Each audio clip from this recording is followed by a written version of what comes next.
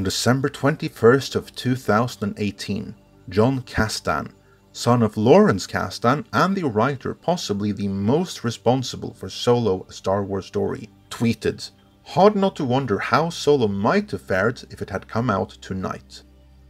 The background for the tweet is obviously that while all of Disney's Star Wars movies have been released around the holiday season, and done exceedingly well there, Solo broke recent form by returning to Star Wars' more traditional opening weekend in May.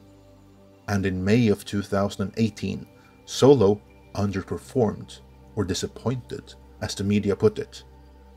That's a nice way of saying it outright bombed, which is what it did. So what if it had been released around the holidays, like the other Disney Star Wars movies? Would that have made any difference? Would the movie have been any better received then? Well, that would in no small part have depended on the audience's overall confidence in the Star Wars brand, and that confidence has taken a hit since the release of The Last Jedi 1 year ago. The one most responsible for that is Kathleen Kennedy, leaving many wondering why she hasn't been fired yet. In this editorial, I will give my take on all of this, by first exploring why releasing Solo in December might not have worked out as well as Kasdan would like to think, before explaining in detail why Kathleen Kennedy not only hasn't been fired, but why her contract has even been extended, despite Disney by all accounts wanting to get rid of her. Kasdan's question on Twitter isn't as stupid as some may be tempted to think.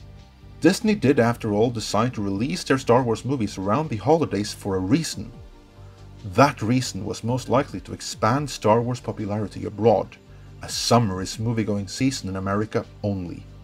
Internationally, wintertime releases tend to be far more lucrative, which is why, traditionally, summer blockbusters weren't released until fall or winter internationally. But that was then. In the modern world, the international movie-going audience demands that the movies that they also want to see comes out in their territories at the same time as in America, or at the very least, not long after. As such, summer releases in the US end up as summer releases internationally too, even if past history suggests that more international audiences would have seen the movies in winter. So what if Solo had been released before Christmas? Not only might that have helped the movie internationally, it wouldn't have faced off against Deadpool 2, and more importantly, The Last Jedi would have been released 1 year before, instead of just 5 months before. There would have been no Star Wars overexposure, as some try to tell themselves was what did Solo in at the box office back in May. We will never know how Solo would have fared if it had been released around Christmas instead of in May. The only thing we do know is that it flopped in May. I would submit though that the reasons Solo flopped in May are still in play in December. No, Solo wouldn't have had to go up against Deadpool 2, but it would have had to go up against Aquaman instead, which might not have been much better, given how that movie is doing. Even if it had opened in December, Solo would still have had its troubled production history, and it would still have seen the iconic Harrison Ford recast with Alden Ehrenreich. Now, despite some outlets out there claiming differently, Alden Ehrenreich was not the best thing about Solo. I might, under doubt, admit that he made the role his own, but only inasmuch as Alan Arkin made Inspector Clouseau his own. To those of you not familiar with the Pink Panther, that is to say that Ehrenreich didn't win anyone over with his interpretation of the character, not in the general audience and not in the industry. Case in point, Ehrenreich hasn't been announced as starring in even one upcoming blockbuster movie. Never mind starring roles, if the IMDb is to be believed, he isn't in any upcoming movies, period. But what really broke Solo wasn't Alden Ehrenreich, and it wasn't Deadpool. It was The Last Jedi. Upon release in December of 2017, The Last Jedi was hailed as a masterpiece and the best thing since sliced bread by the critics. Many moviegoers loved the movie as well, many liked it just fine, and many absolutely hated it. As the weeks went by though, the repeat viewings that had made previous Star Wars movies so successful started to drop off. The movie, which had opened to a massive 220 million at the domestic box office, just 20 million shy of The Force Awakens opening weekend, concluded its worldwide run with a comparatively paltry 1.3 billion, a staggering 730 million less than The Force Awakens. Internationally, there was no growth either. On the contrary, there was contraction there too. As time went by, and audiences had more time to properly digest the movie, many of those who loved it upon release decided they merely liked it, while many who initially liked it came to hate it. The glowing reviews may not be so reliable, and those negative ones may not be as fake as some claim. By the time Solo was released in May, the fan rebellion was in full swing, and previously loyal fans were by then actively rooting for Solo to fail. So what if Solo had been released in December, a full year after The Last Jedi instead of just 5 months? Would the angry fans have calmed down? Would they be more willing to give Solo a chance? Personally, I don't think so. Quite the contrary. I think that if Solo had opened in December, it would have bombed even harder than it did in May. The fans who had issues with The Last Jedi 1 year ago have those issues still. In fact, only 2 things have changed. One is that for a year now, anyone who did not like The Last Jedi, for whatever reason, have been labeled as toxic, misogynistic racists by Lucasfilm-friendly media, meaning that there are by now even more former fans that have an issue with Lucasfilm itself, and gleefully look forward to boycotting even next December's Episode 9. The other is that no one are praising The Last Jedi as a masterpiece anymore. Just like previous movies hailed as important, more for their political attributes than anything else, Paul Feig's Ghostbusters comes to mind, the media gradually stopped their praise once it became abundantly clear the audience weren't buying into the message. That would have been a terrible backdrop for a hypothetical December release of Solo, just as it is a terrible starting point for Episode 9, which is now openly being referred to as a course correction within the industry, and which is rumored to undo just about everything of what Rian Johnson did in The Last Jedi. On top of that, neither toys nor any other Star Wars related merchandise is selling as it used to, as we've covered before. That is the sorry state of Star Wars, 1 year after the release of The Last Jedi. The one primarily to blame for this is Lucasfilm head honcho Kathleen Kennedy. Many wonder why she hasn't been fired for this, as rumors suggested that she would be. So let's get into that. Every now and then, and for a variety of reasons, there may be demands within an organization, as well as from the public, that an executive or other key figure must go. While the demands from the public may be more prevalent in the entertainment industry, this can and occasionally does occur in any industry. However, neither the public nor those in the lower tiers of the organization can remove an executive just because they feel that would be the best course of action. Only the higher-ups and the board get to actually make that decision. If they still have confidence in the executive in question, then that executive stays. What is more, and this is important, in order to reassure the naysayers, those higher-ups will demonstrate a public show of confidence in said executive. They will let it be known that despite recent occurrences which may not have been to everyone's liking, there is a plan and things are progressing according to it. So you can stop the complaining now. Case in point, when Tom Rothman was under fire early on in his tenure as chairman at Sony Pictures, for seemingly repeating the old tricks that had gotten him fired from the same position at Fox.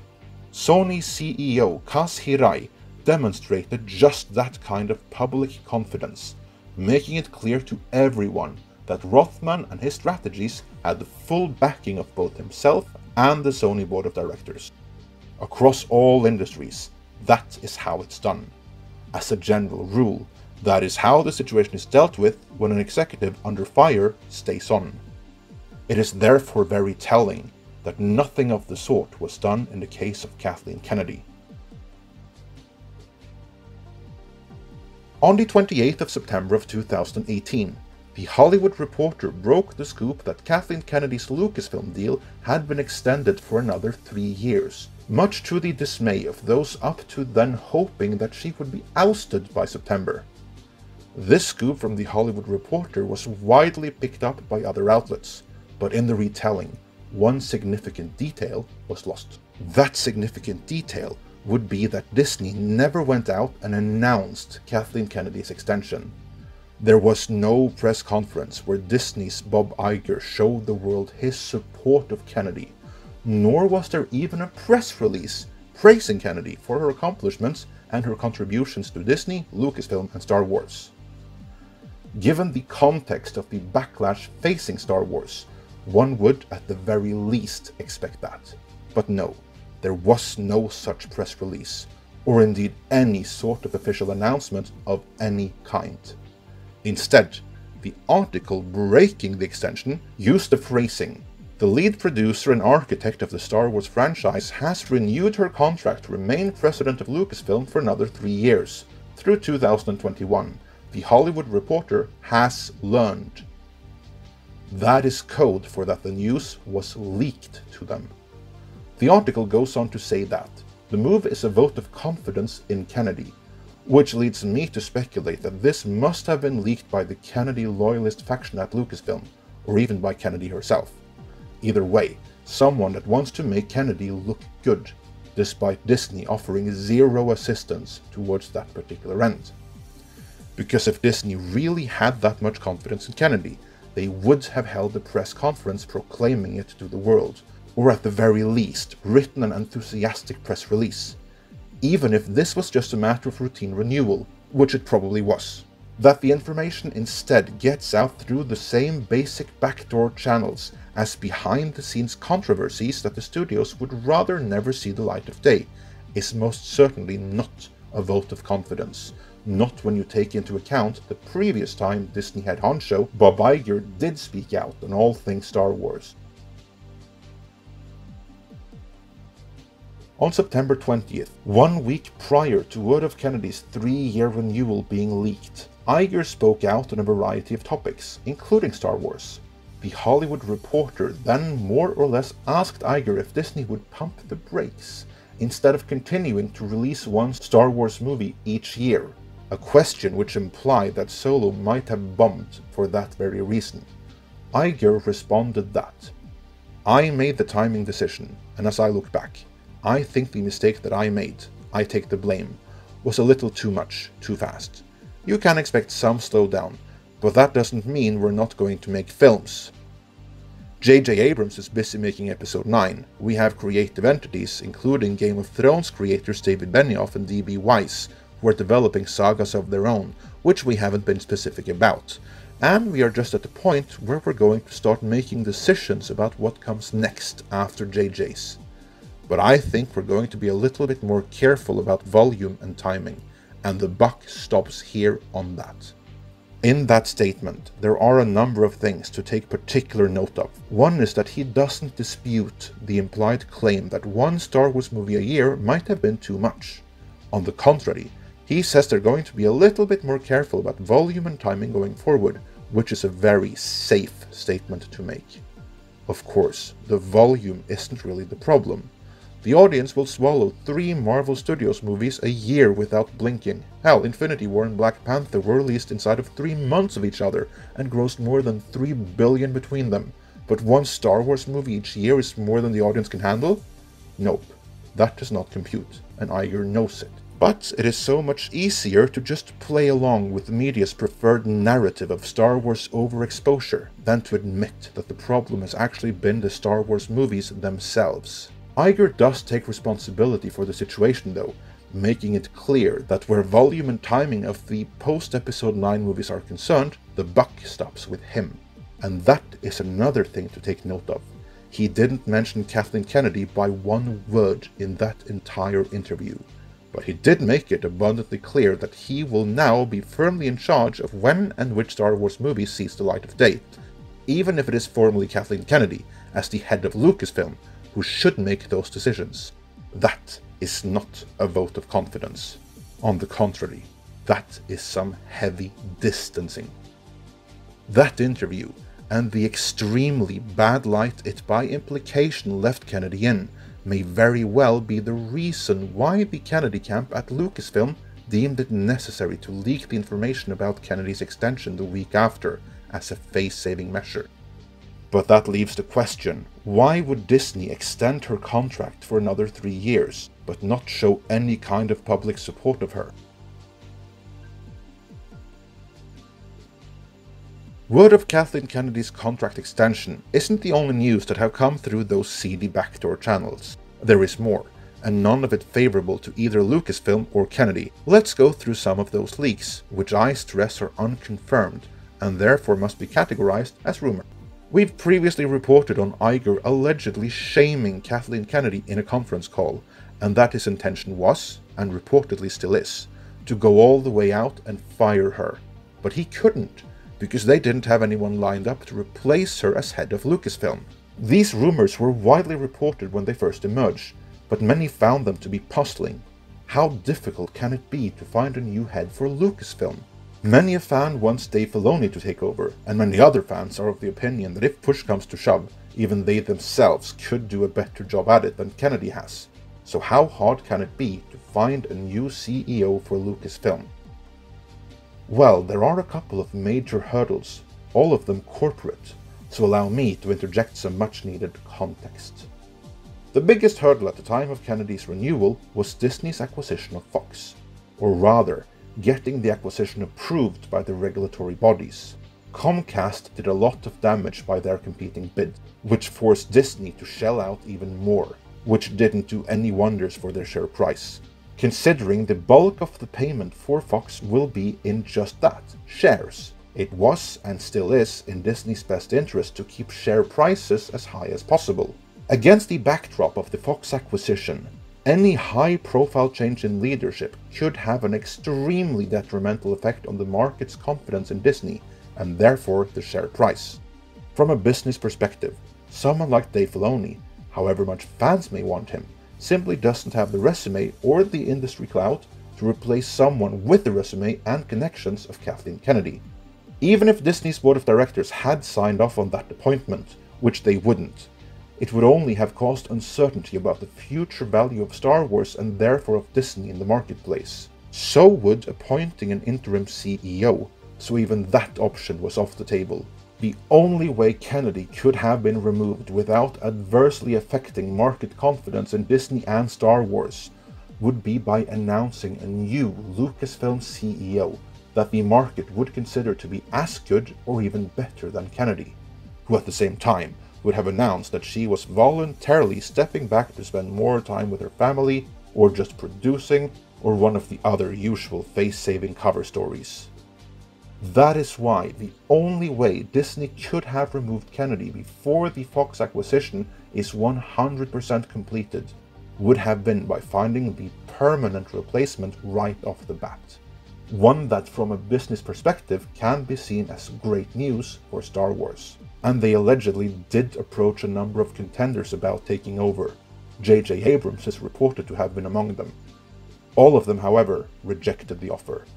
That seems incredulous at first glance. Why wouldn't you want to take over Star Wars? At this moment in time, taking over Star Wars might not be as an attractive an offering as it might sound. If rumors are to be believed, Lucasfilm itself is a pretty difficult place to be, divided between Kennedy loyalists and fans of the franchise as George Lucas established it. Some significant house cleaning will have to be done, which in itself is pretty normal with any change of leadership, so that alone isn't a hurdle. The bigger issue though is that Episode 9 is still a year away, and no one wants to take over Lucasfilm with the release of Episode 9 still looming over the horizon. Corporate politics requires the occasional human sacrifice, and in the event that Episode 9 fails to deliver one way or the other, then at the very least figuratively, heads will roll, and no one wants to stand in the queue for that particular chopping block. anyone accepting to take over Lucasfilm in the immediate aftermath of Solo's failure, which was when Disney were looking for possible replacements, would find themselves in that very queue. To make that point clear, let's consider the example of Justice League. Prior to the release of Batman v Superman, Zack Snyder was firmly in charge of DC on film, not just as director, but as the lead producer, the Kevin Feige of DC, if you will. After the release of Batman v Superman, however, he was demoted from that position and eventually replaced by John Berg and Jeff Johns. They were tasked with overseeing Justice League, a movie which was already written and conceived by the previous management and in the process of filming by the time they got on board. Even so, when Justice League came out and bombed, Berg and Johns were both removed shortly afterwards. Now, to be clear, a lot of further tinkering with Justice League was done by them on their watch.